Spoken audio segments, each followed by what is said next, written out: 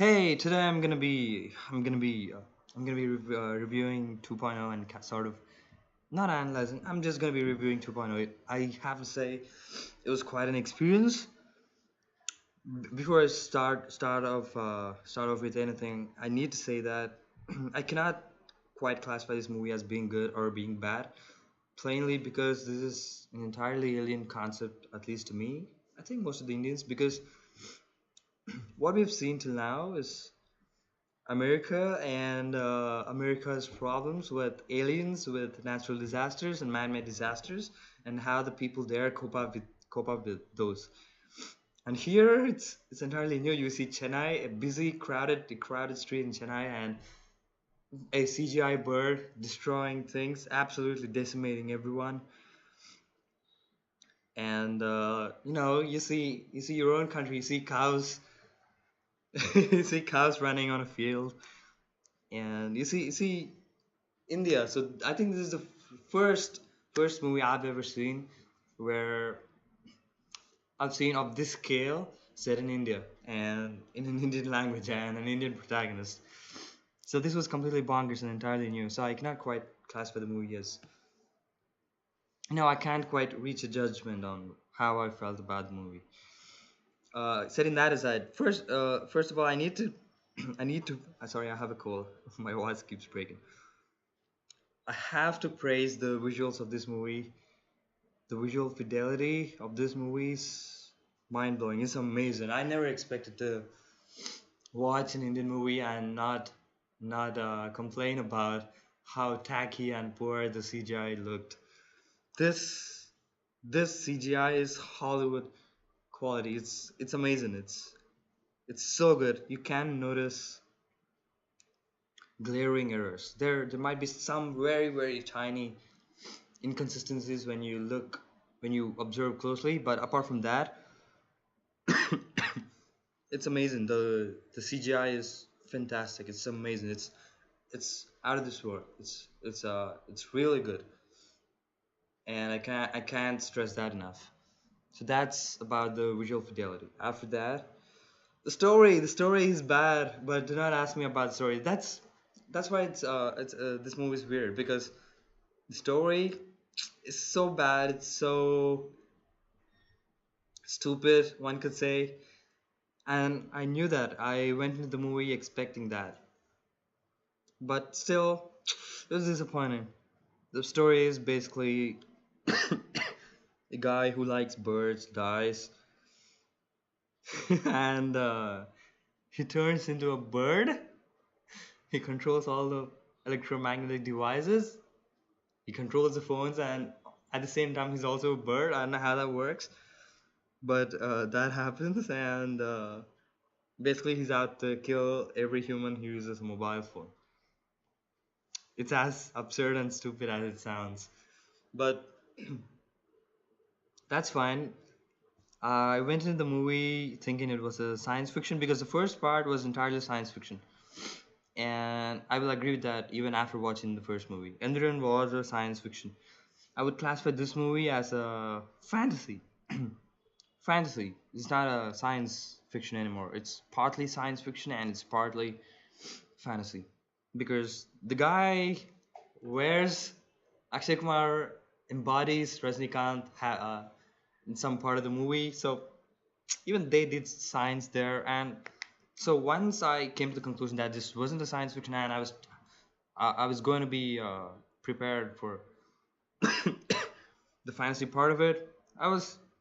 I kept my peace with the movie from then and started enjoying the movie for what it was from that part. So that's about the story. Story is simplistic. It's a fantasy.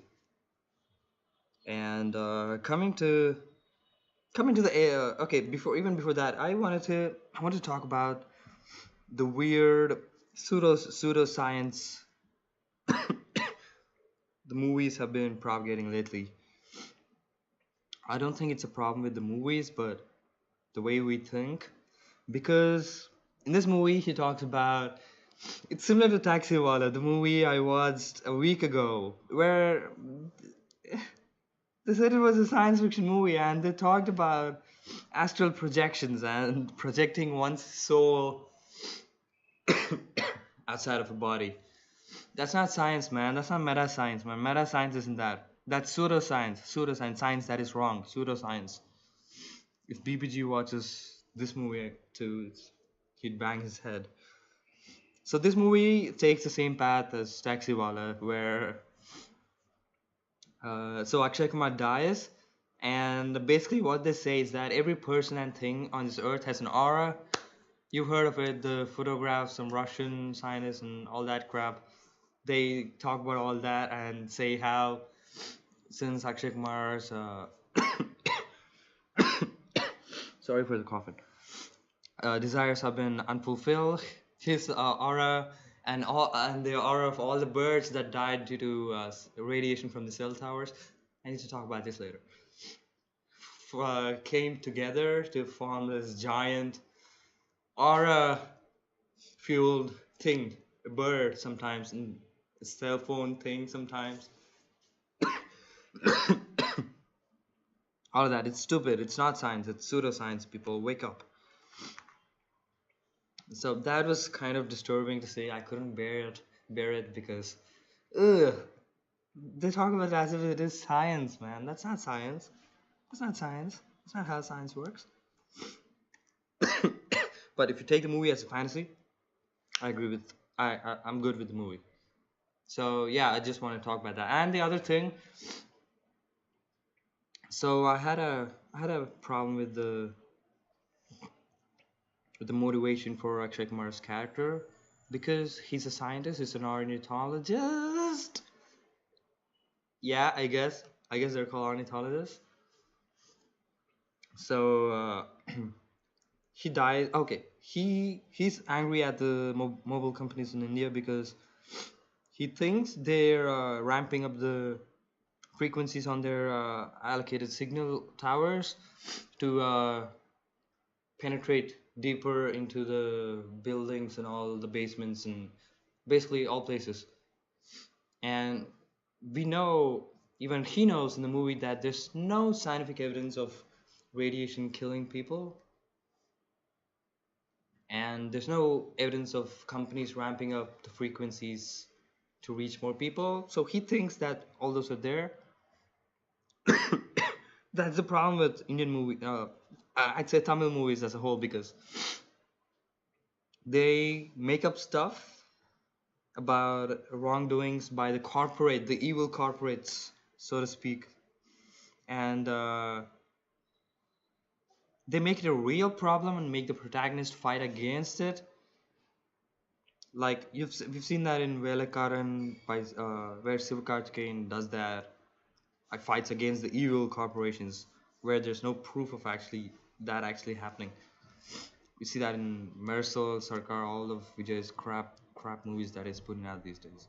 It's become a common trend. But apart from that, yeah. So he thinks that there's a problem with that, and so he tries to protect the birds. I thought that was plain absurd. That's not how you. That's not how you come up with conclusions, or that's essentially just a conspiracy theory. You don't. That's not practical. Yeah. So yeah, I just wanted to talk about Tamil cinema's fascination with making the corporates evil. Yeah, so that's that. And yeah, another thing I want to talk about is the wackiness of the entire movie. The sad melodramatic part with Akshay Kumar, I didn't connect with that, not at all. The yeah, ah man, they didn't put the song with Amy Jackson in the song in the movie. It was after the movie, so a lot of people were starting to leave and all that. I was that was kind of a bummer. Yeah, okay. Okay, let's talk about what do we talk about now? Yeah, the wackiness of the movie. Rajni killed it in this movie. He's so good. He's so good in this movie. Especially when he becomes 2.0, he killed it, man. He killed it. He doesn't care. 2.0 is basically an egoistic character, an egoistic robot, and it it's so egoistic that it doesn't care about anyone for that matter. So that was amazing to see him perform that character.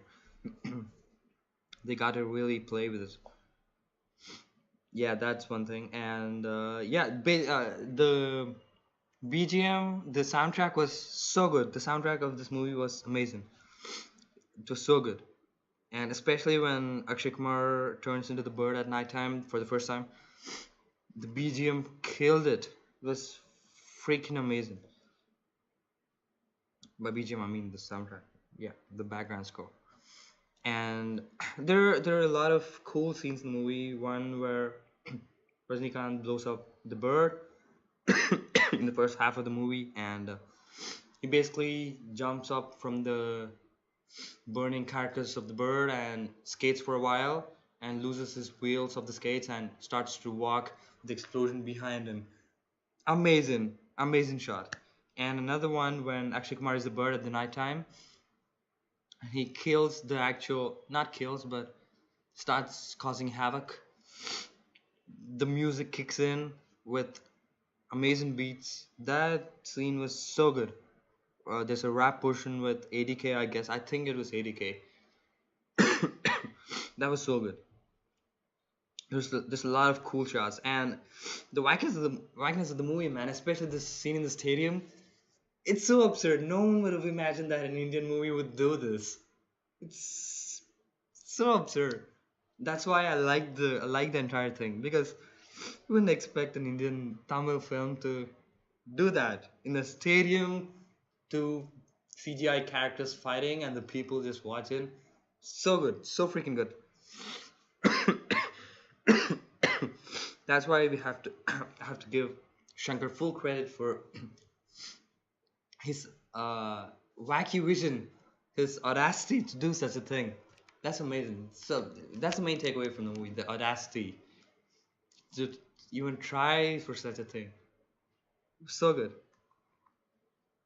One of the main gripes I had was with the editing. Yeah, man, what was with the editing? I think they didn't get all the shots together. So sometimes they would do these slowed down shots to just to cover for that time. For example, they have a 2 second filler where they have to show a person walk in, and I guess they didn't have enough good enough footage for 2 seconds, so they slowed it down to frame by frame to cover up for those 2 seconds. It happened in 4 to 5 instances, and I was, you're making a movie this budget with this budget, and you're screwing up those scenes. It's bad. It's really bad. Apart from that, it's the movie is very it's not stereotypical. It's very cliched and boring, really boring scenes. Just a template that Shankar follows. Like in the first half, the deaths of the people losing their phones. So he has to show 20 people losing their phones, each of them taking up like 10 or 15 seconds. So that's just waste time. Doesn't set up the stakes or anything. It's just waste time. Yeah, but full credit to this movie for doing what it did. I have a lot more complaints with the movie, but the sheer audacity and the wackiness of the movie takes it home for me. So yeah, and 3D really added value to this movie. 3D really did. It wouldn't have been this enjoyable without 3D, and you can't watch this movie in a mobile phone or a laptop or a computer. You have to watch it in the theaters. You have to experience it. So yeah, those are my rants about 2.0.